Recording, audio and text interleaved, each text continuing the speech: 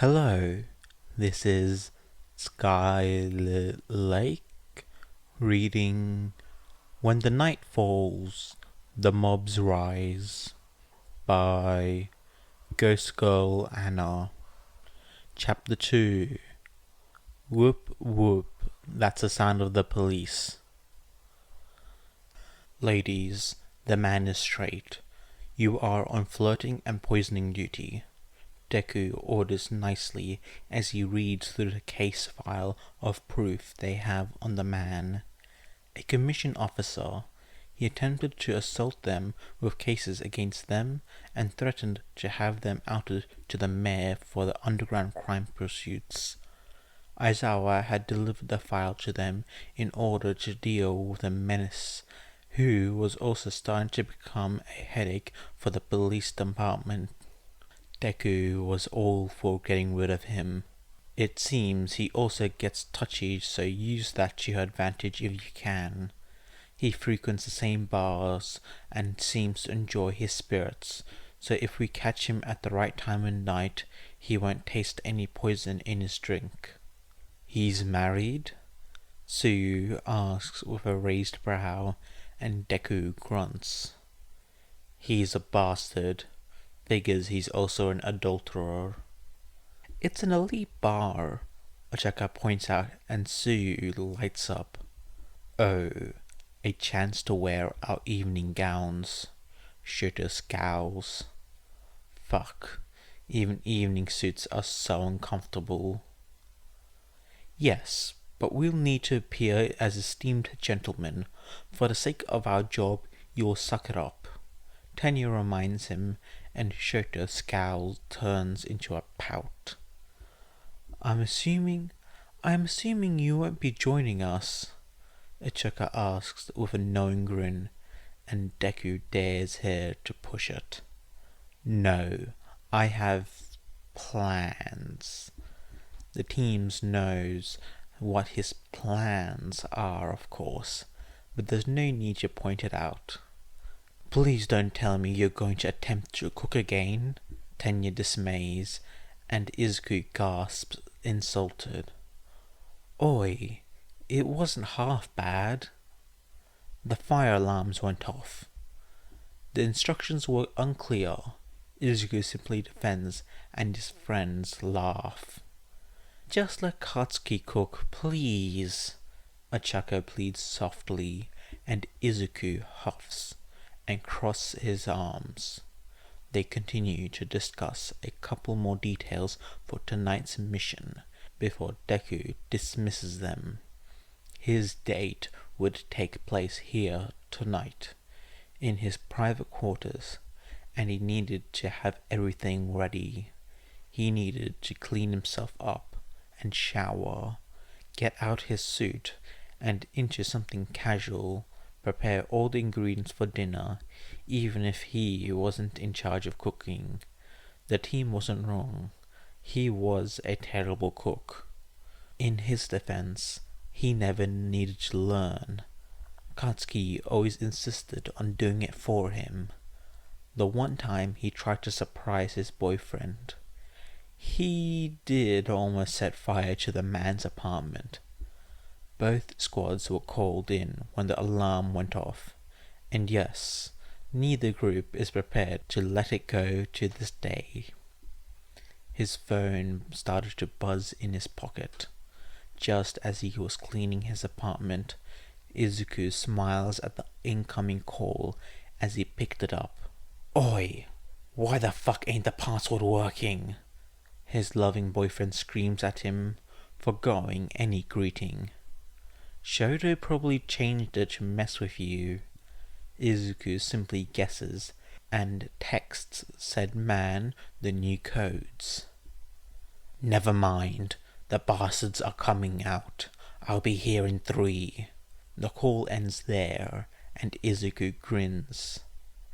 Punctual as ever, a single knock is the only warning he gets before the door to his apartment beeps open. The fuck was all that fancy-ass clothing for? The blonde questioned as he toes off his combat boots and shrugs off his coats. Placing his helmet down on the ground, Izuku greets him by jumping in his arms and kissing him, ignoring the question entirely. No work talk, he mumbles into the kiss, and Katsuki pulls back with a raised brow. You really skipped a mission to be with me tonight. It's nothing important, Izuku dismisses. Katsuki doesn't seem convinced, but pulls him back into another kiss anyway, before breaking it up again, to which Izuku groans and pouts. Katsuki chuckles. Before I forget, and then we can set the no work talk rule in place. Izuku glares at the mocking tone of his very reasonable rule. All for One has funded a new operation of his. Monoma gave me the intel. He can't seem to discover where the money's going, but it looks fishy. Izuku rolls his eyes. Everything that man does is fishy, but I'll keep an eye out. Katsuki flicks him playfully, and Izuku makes a noise of complaint.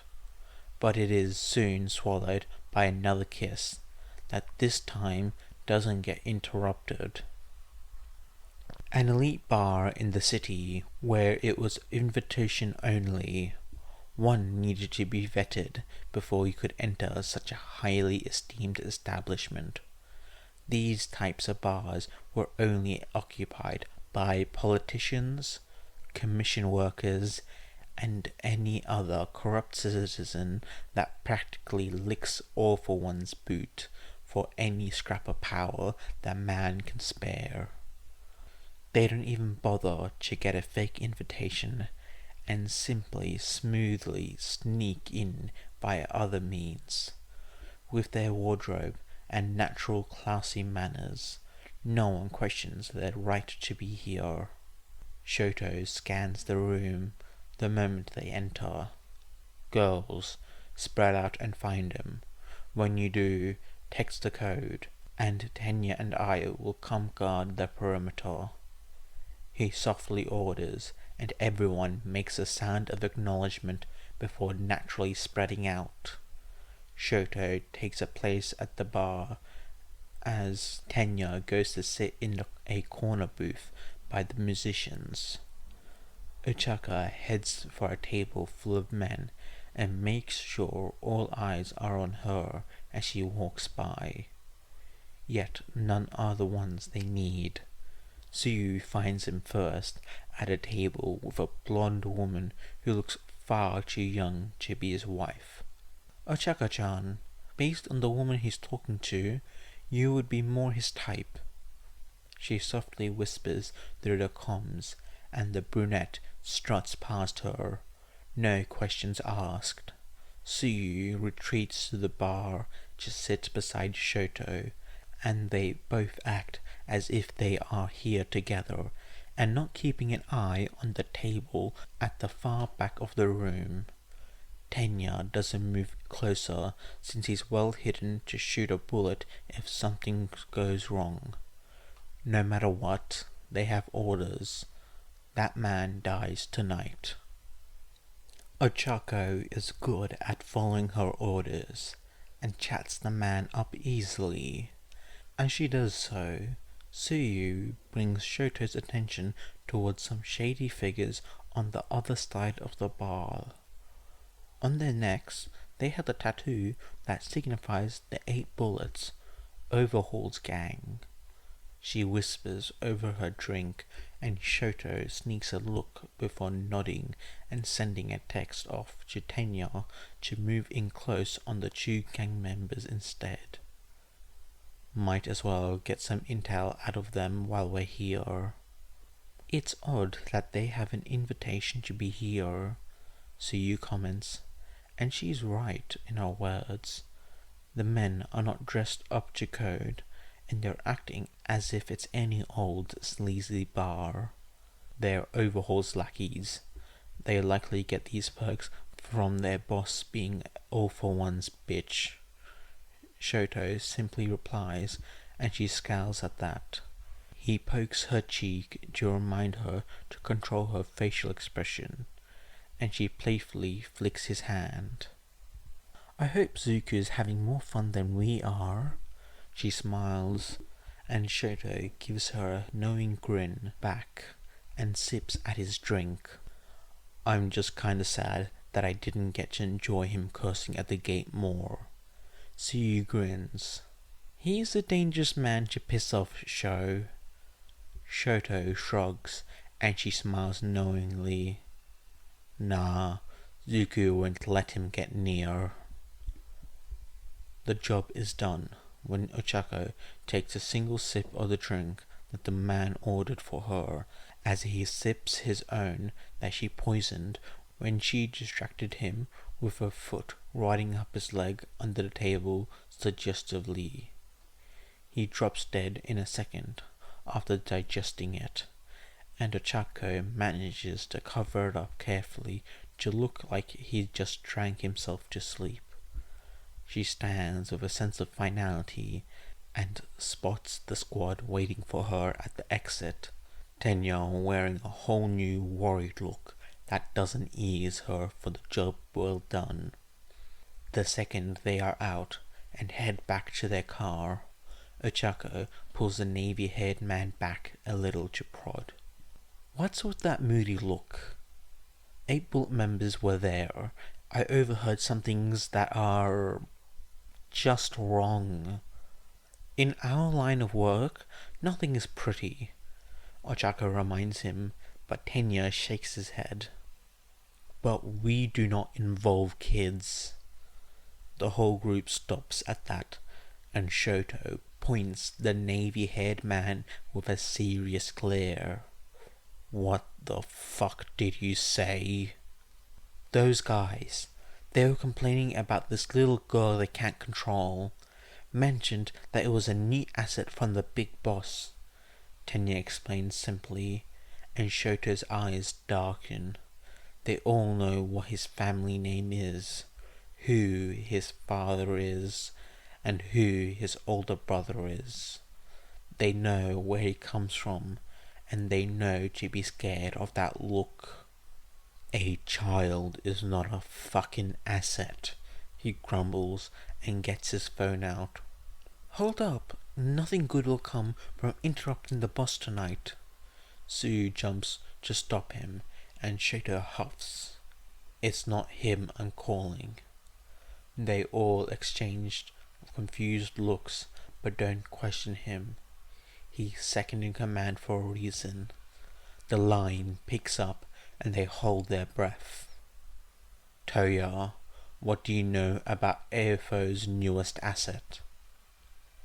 The doors slam open to the bar, and Tomura doesn't spare a glance at Taobi mid-tantrum. The barman, Kurigiri, pours him a drink for the incoming headache, and the Ravenet will give him, and Tomura thanks him. At the same time, Toga skips into the bar and jumps to sit on the bar stool next to Tomura. The stool twirls for a bit before she greets him with that crazed smile of her.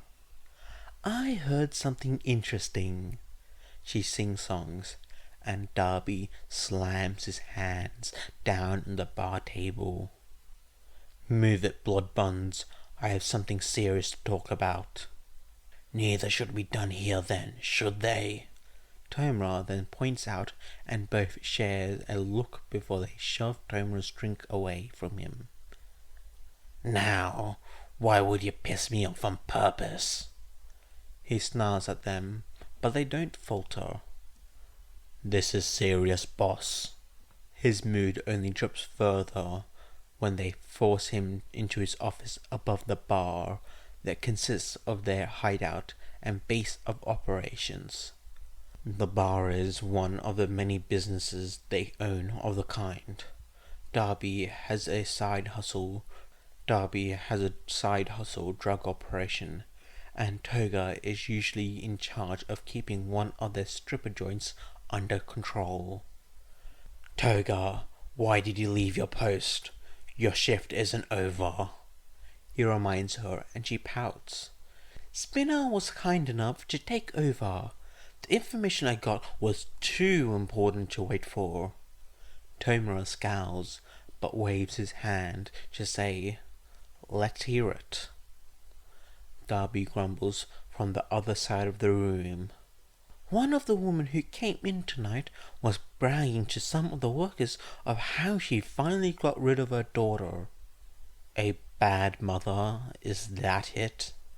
Darby judges from his corner, and she snarls at him. Of course not. She mentioned that she dropped the girl off at her father's because it was his turn to take responsibility and that the man paid her well off for full custody and all. When the others prodded to ask who he was, since he sounded powerful, she bragged that it was someone very high up, but that she'd sign a contract to not mention who. The only people in this town that would go as far as to pull a contract are politicians and commission members. Darby sneers at her, and she throws a knife at him in warning, clearly already fed up with his attitude. Toga, don't stab the wall. Tomura reprimands her, grumbling, or the chief of police. She bites back at Darby, and he moves to confront her physically. Oi, enough! Tomura yells at both of them, and they step back from each other. They both turn to face him, and Tomura snarls, Toga, spit it out. She mentioned his family name, though, since it's not public information. Shigaraki, she huffs, and Tomura glares at Darby, glaring him to give him worse news.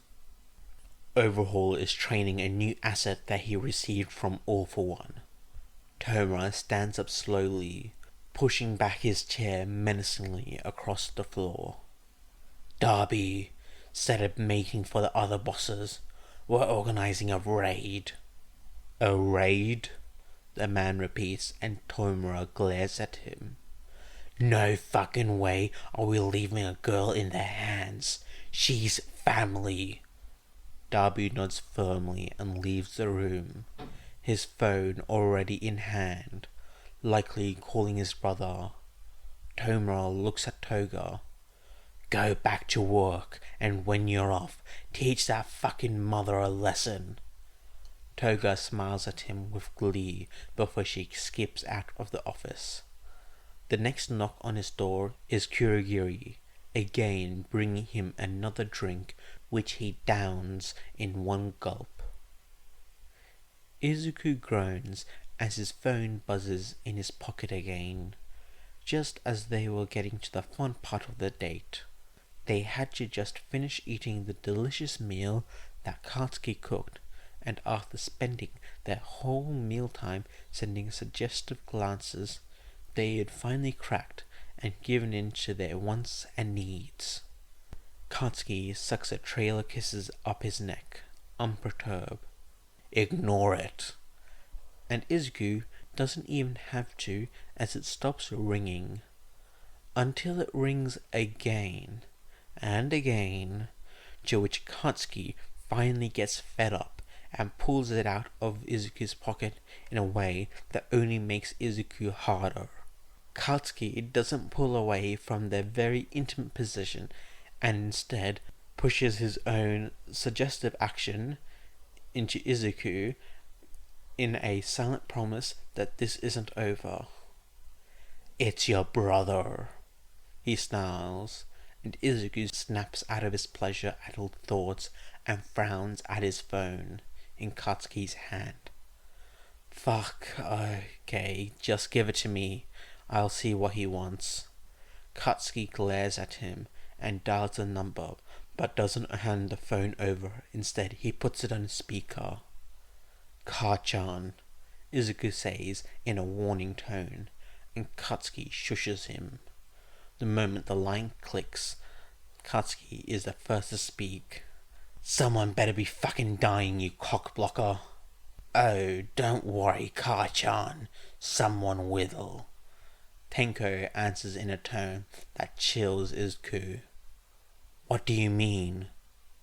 We have a sister and the bastard is training her under overhaul. Be ready for a raid. The line goes dead with that simple admission, and both of them share a look. Sorry, baby, looks like the work rule is out the window, Katsuki tells him, kissing his temple, and Izuku pouts. Sho and Kiri can handle it for now, though, Izuku whines, and Katsuki raises a brow before grinning. You fucking little minx. Katsuki turns Izuku's phone to silent as he reaches for his own and makes a call. Kiri, Shigaraki's planning a raid, so be collaborative. Pass the order on to Deku's second. With those final orders of the night, he turns his own phone onto silent mode and finally ravishes his nerd. Even though they both know this situation will stay on Izuku's mind for the following days to come, Katsuki can try and bring his boyfriend just a single moment of peace.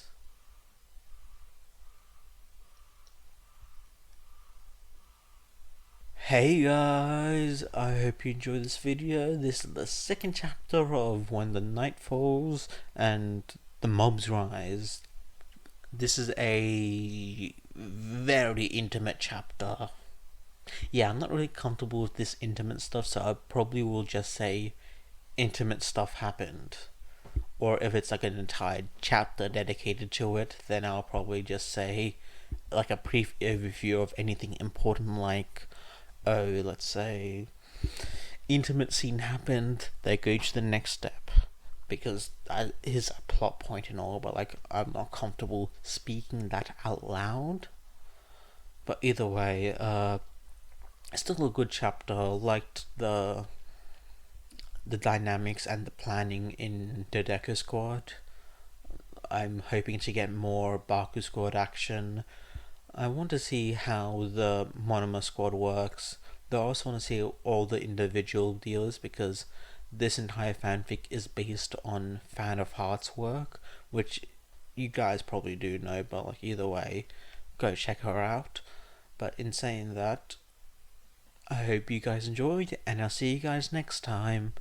Bye!